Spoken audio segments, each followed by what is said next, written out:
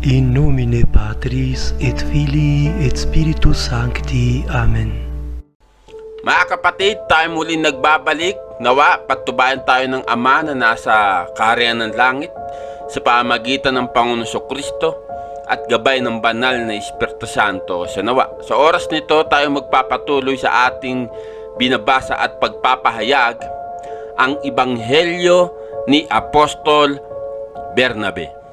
Tandaan po natin, si Apostol Bernabe ay apostol po siya ng Panginoong Kristo at nakasama niya si Apostol Pablo. Nawa sa oras na ito, mga kapatid, bago tayo magsimula, tayo magbigay ng maiksing panalangin sa Ama, sa Anak at sa Banal na Espiritu Santo.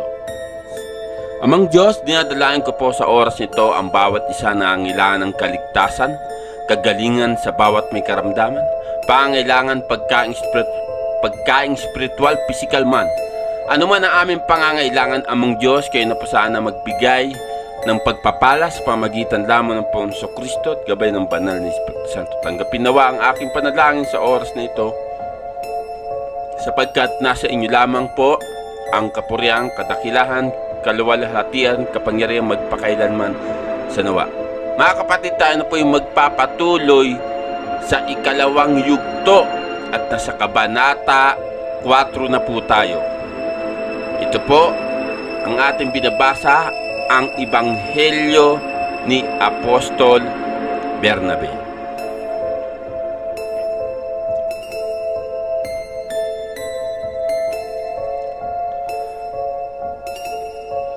Sa makatuwid, kailangan natin ito na maraming nagtatanong tungkol sa mga kaganapan na malapit upang magsiksik na maghanap sa mga bagay na makakapagligtas sa amin. Tayo ay tuluyan ng tumakas mula sa lahat ng mga gawa ng kasamaan.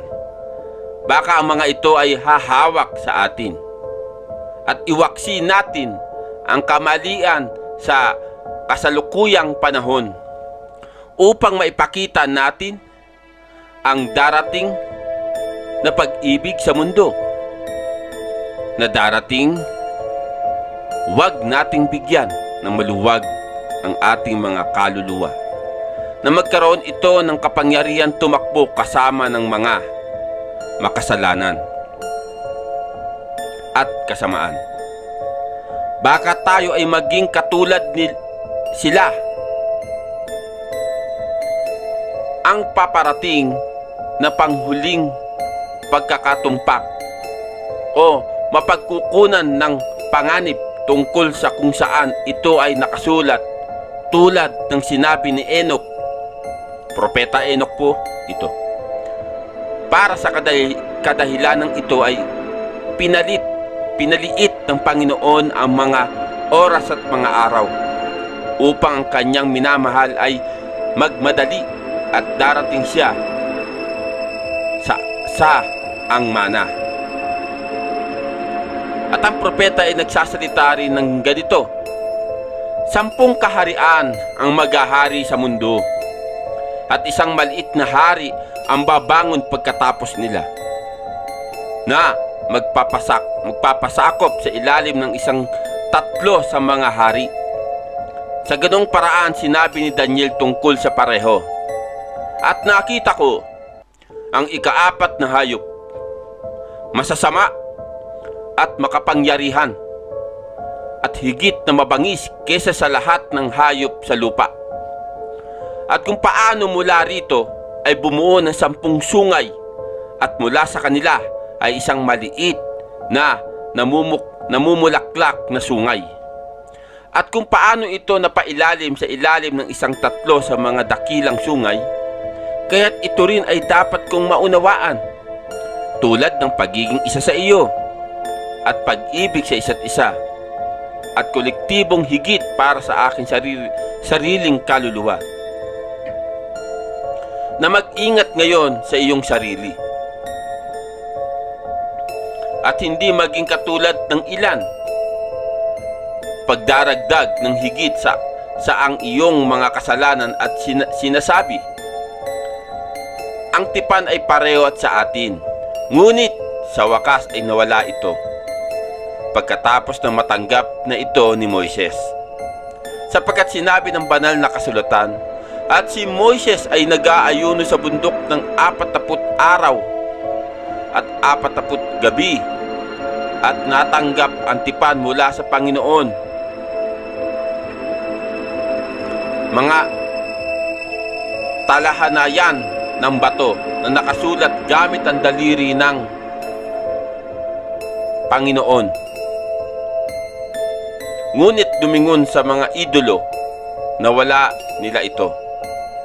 Sapagkat ang Panginoon ay nagsasalita ng ganito kay Moises.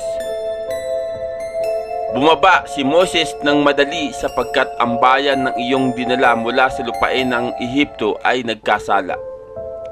At naunawaan ni Moises ang kahulugan ng Diyos at itinapon ang 2 talahanayan sa kanyang mga kamay. At ang kanilang tipan ay nasira upang ang tipan ng minamahal ni Jesus ay maisarado sa ating puso. Sa pag-asa na dumadaloy mula sa paniniwala sa Kanya. Ngayon, sa pagnanais na magsulat ng maraming mga bagay sa iyo, hindi bilang iyong guro, ngunit bilang maging karapat-dapat sa isang nagmamahal sa iyo.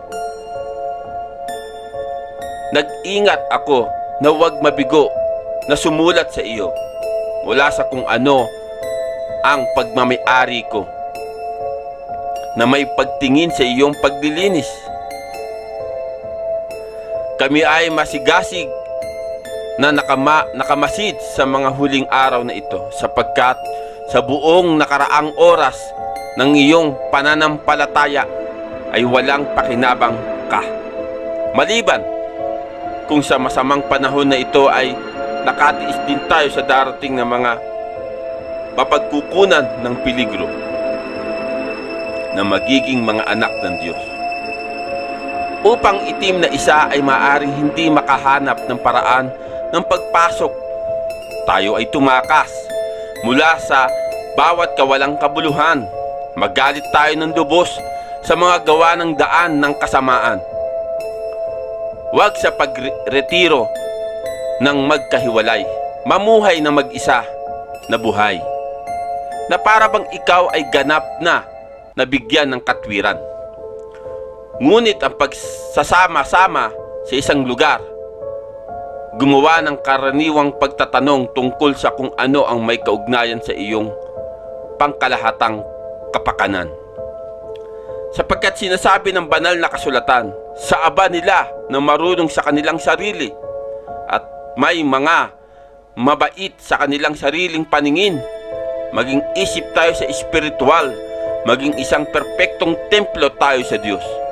Tulad ng sa atin ay namamalagi, pag-isipan natin ang pagkatakot sa Diyos at sundin natin ang kanyang mga utos upang magalak tayo sa kanyang mga ordinansa. Hatulan ng Panginoon ang mundo ng walang paggalang sa mga tao. Ang bawat isa ay tatanggap tulad ng nagawa niya. Kung siya ay matuwid, ang kanyang katwiran ang mangunguna sa kanya. Kung siya ay masama, ang gantimpala ng kasamaan ay nasa harap niya. Maging maingat, baka huwag magpahinga sa aming kaginawahan tulad ng mga tinawag ng Diyos.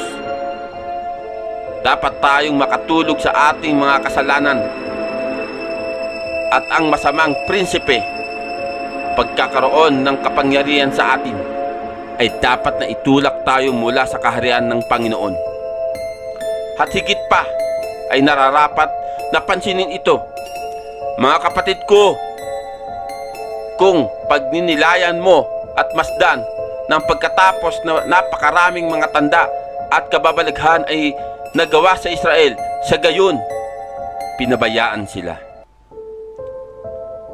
Pag-iingat tayo, baka tayo ay matagpuan na tumutupad sa kasabihan tulad ng nasusulat.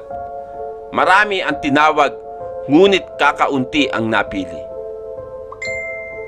Kabanata 5. Sapagkat sa kadahilan ng ito ay tinitiis ng Panginoon na ibigay ang kanyang laman sa katiwalaan upang tayo ay mabalaan sa pamamagitan ng kapatawaran ng mga kasalanan na nagawa sa pamamagitan ng kanyang dugo na pagdidilig, sapagkat nasusulat tungkol sa kanya. Bahagyang may kaugnayan sa Israel at bahagyang sa atin. At sinabi ng banal na kasulatan, siya ay nasugatan dahil sa ating mga pagsalangsang at pinangahas ang ating mga kasamaan. Sa pamamagitan ng kanyang mga guhitan tayo ay gumaling. Siya ay dinala bilang isang tupa sa patayan at bilang isang kordero na pipi sa harap ng tagapaggupit sa makatuwid. Nararapat nating pasalamatan ang Panginoon sapagkat ipinakilala niya sa atin ang mga bagay na nakaraan at binigyan tayo ng karunungan tungkol sa mga bagay na naroroon. At hindi tayo iniwan ng walang pangunawa sa mga bagay na darating. Ngayon, sinasabi ng banal na kasulatan, hindi makatarungan ang mga lambat na kumakalat para sa mga ibon. Nangangahulugan ito na ang tao ay namamatay ng makatarungan na sapagkat pagkakaroon ng kaalaman sa daan ng matuwid ay tumakbo patungo sa kadiliman. At higit pa, mga kapatid ko, kung nagtitiis ang Panginoon para sa ating kaluluwa, siya bilang Panginoon ng buong mundo na sinasabi ng Diyos sa pundasyon ng mundo, gawin natin ang tao ayon sa ating imahe at ayon sa ating pagkakahawig. Maunawaan kung paano ito nagtitiis upang magdusa sa kamay ng mga tao. Ang mga propeta nakakakuha ng biyaya mula sa kanya ay naghula tungkol sa kanya, at siya yamang nararapat siyang magpakita sa laman upang maalis niya ang kamatayan at ibunyag ang pagkabuhay na muli mula sa mga patay. Nagtitiyaga kung ano ang katulad ng ginawa niya upang matupad niya ang pangako na ginawa sa mga magulang, at sa pamagitan ng paghahanda ng isang bagong tao para sa kanyang sarili, maaring ipakita habang naninirahan siya sa mundo na siya, kapag binuhay niya ang sangkatauhan, ay hahatulan din sila. Bukod dito, nagtuturo sa Israel at gumawa ng napakaraming mga himala at mga palatandaan ay pinangaral niya sa kanya ang katotohanan. At mahal na mahal siya. Ngunit nang pumili siya ng kanyang sariling mga apostoles na kung saan ipinangaral ang kanyang ebanghelyo, ginawa niya mula sa mga makasalanan kesa sa lahat ng kasalanan upang ipakita niyang dumating siya, hindi upang tawagan ng mga matuwid, ngunit ang mga makasalanan upang magsisi. Pagkatapos ay ipinakita niya ang kanyang sarili bilang anak ng Diyos, sapagkat kung hindi siya naparito sa laman, paano maliligtas ang mga tao sa pamamagitan ng pagtingin sa kanya? Dahil ang pagtingin sa araw na kung saan ay titigil na umiiral at ang gawain ng kanyang mga kamay, ang kanilang mga mata ay hindi makayanan ang kanyang mga sinag.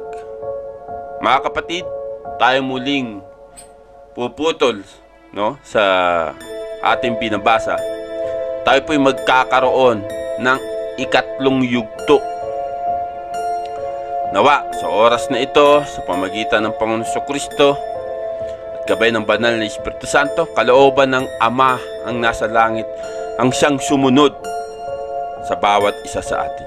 Maraming salamat po, Ama, Anak at banal na Espiritu Santo, patubayan nawa ang bawat isa. Siya nawa.